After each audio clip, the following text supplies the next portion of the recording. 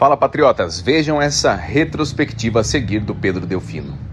1 do 11, 2 dias depois das eleições, Bolsonaro se pronunciou pela primeira vez após 48 horas de sumiço e falou por apenas 2 minutos. Todo mundo esperava que ele fosse reconhecer a derrota, mas no lugar disso ele, primeiro, abriu o discurso dizendo que os protestos que àquela altura já tinham tomado todo o Brasil eram legítimos e expressavam a indignação do povo sobre a injustiça do processo eleitoral. 2. Disse que nossos sonhos estão mais vivos do que nunca. Dessa forma misteriosa, fechou o discurso. Mais importante, ele se negou a reconhecer o resultado e sobre isso nada disse, levando a imprensa à loucura. 2. 1 do 11, no mesmo dia à noite, conversei com uma pessoa de extrema confiança, que faz parte do entorno mais próximo do presidente, que me garantiu que ele tinha um plano em mente e que me pretendia segui-lo até o fim. 3. 4 do 11, entrevista coletiva realizada na Argentina por uma equipe de auditores independentes expôs graves anomalias nos dados públicos divulgados pelo TSE. 4.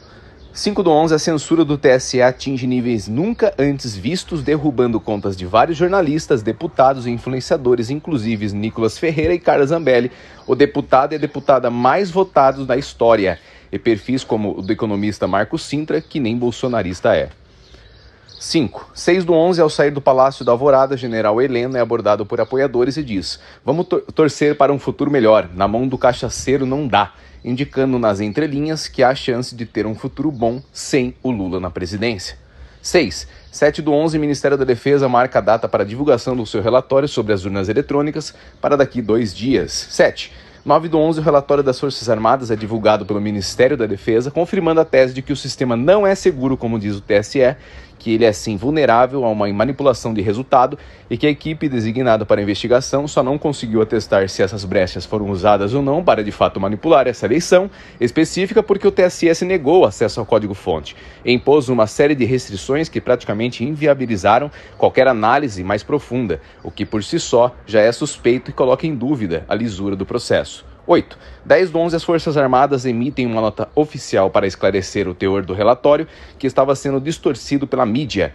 Atestam que eles de forma alguma podem garantir a segurança do processo e com base nisso pedem ao TSE, em caráter de urgência, que abra uma investigação técnica a ser realizada por uma comissão específica composta por técnicos independentes e alheios ao tribunal. 9. 10 do 11 à tarde, o comandante do Exército convoca uma reunião de emergência em Brasília com todos os generais para tratar de 2 assuntos: os próximos passos após a divulgação do relatório e as manifestações nas portas dos quartéis que clamam por um socorro das Forças Armadas. 10. 11 do 11. As Forças Armadas publicam em comunicado direcionado especificamente ao Congresso Nacional e ao STF, se posicionando de maneira contundente em favor das manifestações em defesa da democracia e do cumprimento da lei. Em consequência disso, intimando o Poder Legislativo a agir em defesa do povo que o elegeu, contra os abusos e arbitrariedades do Poder Judiciário. 11.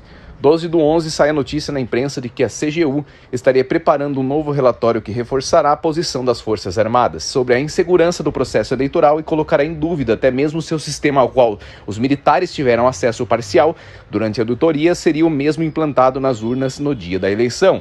12. 15 do 11, vaza na imprensa uma versão ainda inacabada do relatório de uma auditoria contratada pelo PL que também endossa o coro sobre a impossibilidade de atestar lisura das eleições e traz o fundamento para a segunda matéria protocologar um pedido de anulação do pleito. O presidente do PL, poucos dias antes, pressionando a imprensa, havia se manifestando dizendo que não reconheceria a vitória do Lula até que o relatório das Forças Armadas saíssem. Pois bem, o relatório das Forças Armadas saiu e o PL, pelo que pudemos ver, sairá também no mesmo sentido. Logo, a perspectiva é que com a versão final e acabada do relatório em mãos, esse pedido seja de fato protocolar.